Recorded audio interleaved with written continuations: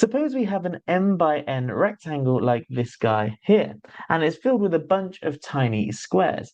We want to know how many squares there are. And I'm not just talking about these small 1 by 1 squares, I'm also talking about 2 by 2 squares, 3 by 3 squares, and so on. How many of these squares are there in this grid? So in this particular example, I've got the case where m is 8 because there's 8 rows, 1, 2, 3, 4, 5, 6, 7, 8, and there are 15 columns, so n is 15. Okay, let's dive right in with a solution here. First things first, we're going to suppose without loss of generality that m is less than or equal to n. Because of course, if m was bigger than n, in other words, the number of rows was bigger than the number of columns, then well, we could just rotate the board 90 degrees. That's not going to change the number of squares in it. And then that, of course, basically swaps m and n. So we can assume without loss of generality, m is less than or equal to n. And what we're going to do is count the number of k by k squares, where k is some number between 1 and m. So of course, any square in this grid has to have side length at most m, because if it has side length bigger than m, well, it's not going to fit in the grid because, well, it'll be bigger than m. Okay, so we're going to assume k is some integer between 1 and m, and let's just use an example to illustrate this. Let's take k as 3. We're going to count the number of 3 by 3 squares in this grid. How many are there? Okay, what we're going to notice is that if to find a 3 by 3 square, say this one, what we need to, what kind of defines this square is this horizontal line, this horizontal line, this vertical line, and this vertical line here. So those four lines together uniquely define this 3 by 3 square. So we may ask, how many ways are there to choose for such lines? So two horizontal lines, which are 3 apart, and two vertical lines, which are 3 apart. Let's firstly deal with the horizontal lines. So how many ways are there to choose two horizontal lines, which are 3 apart, to give us kind of the top and bottom sides of our 3 by 3 square? Well, first things first, let's look at how many horizontal lines there are on this grid. There's 1, 2, 3, 4, 5, 6, 7, 8, 9. In other words, there's m plus 1 such horizontal lines. So if we're trying to choose two horizontal lines, which are 3 apart from one another, there's going to be precisely m plus 1 minus 3 ways to do that. Let me explain why. There's m plus 1 rows in total, or m plus 1 horizontal lines. And if we focus on the top row, that top row can be as high up as this line here, but the lowest it can go is here because it has to leave kind of room for 3 squares beneath it. And now once you know where that top row is, we know that the bottom row is uniquely defined. It has to be precisely three rows beneath it. So we choose where this top row is, and then the bottom row has to be precisely 3 below that. And so therefore, there's m plus 1 minus 3, because the top row can be any of these first m plus 1 minus 3 rows, but it can't be any of these bottom 3 rows. And then once you've chosen that, the bottom row is determined. Great. So there's 3 ways, m plus 1 minus 3 ways to choose the horizontal rows. What about the vertical rows? Well, it's very, very similar. It's going to be n plus 1 minus 3. And so what we're going to do is multiply these two things together, and that's going to tell us the number of ways of choosing a 3 by 3 square in this grid. And so in general, if we let k be an arbitrary integer between 1 and m, then it's going to be m plus 1 minus k times n plus 1 minus k. And that tells us the number of k by k squares in our grid. Amazing, lovely.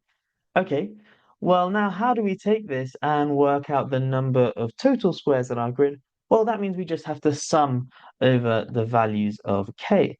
So the total number of squares, if I call it s, this is going to equal the sum from k equals 1 to m of this expression here, m plus 1 minus k times n plus 1 minus k, like so. Now, we could leave it there, but it turns out we can actually simplify this sum some more. So let's do that. Pause! I've decided to set up my own tutoring company to help you study maths at a top university. So if you like the way I explain things, go check it out. Let's get on with the video. Okay, so to simplify this, I've got these standard results here. The sum from k equals 1 to m of k is m times m plus 1 over 2. So if you add the first m positive integers, you get m times m plus 1 over 2. And similarly, if you add the first m square numbers, so 1 squared plus 2 squared plus 3 squared, all the way up to m squared, that equals 1/6 m times m plus 1. We're going to be using that over here to evaluate this. Let's first expand this sum. So this is the sum from k is 1 to m of m plus 1 times n plus 1. And then we've got minus k times n plus 1 and m plus 1 times minus k. That's going to give us minus m plus n plus 2, lots of k. And then minus k times minus k is just plus k squared, like so. Amazing. So now we can split these up into three sums. So this is the sum from k equals 1 to m of m plus 1 n plus 1 minus the sum from k equals 1 to n of m plus n plus 2 times k plus the sum from k equals 1 to m of k squared. Lovely. Okay, what's this first sum here? Well, notice that the sum, or the summed, the thing that we're adding up, does not have any k's in it. And therefore, it's just a constant, and which we're adding m times. So this is going to be precisely m times m plus 1 times n plus 1. What about this guy here? Well, m plus n plus 2 is a constant with respect to k, so I can essentially factor that out of the sum. So I can bring that kind of here. So it's going to be m plus n plus 2. And then I've got the sum from k equals 1 to n of k. Oh, so that's supposed to be m, which is just m times m plus 1 over 2. So we can write this as m plus 1 over 2, like so. And then we've got the sum from k equals 1 to m of k squared, which is precisely this thing here. Okay, cool. How do we simplify this?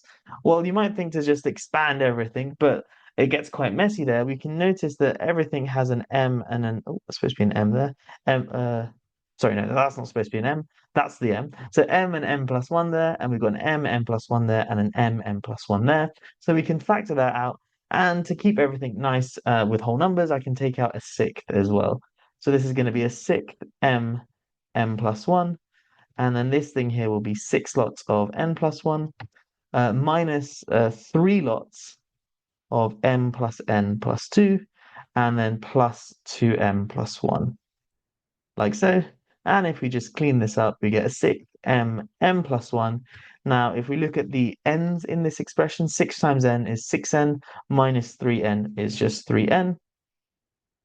If we look at the m's in this expression, we get minus 3m plus 2m, so that's just minus m. And if we look at the constant, we've got 6 times 1 is 6, minus 3 times 2 is minus 6, we're back to 0, and then plus 1, like so. And that there is our final answer.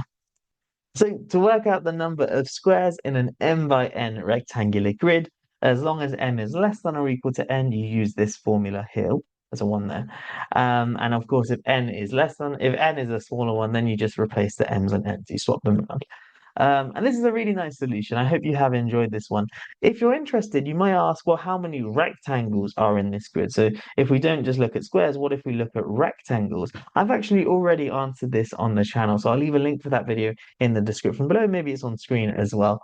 But I hope you have enjoyed this video. If you have, do give it a like and subscribe to the channel if you are new. Thanks so much for watching. I'll catch you in the next one. Have a great day.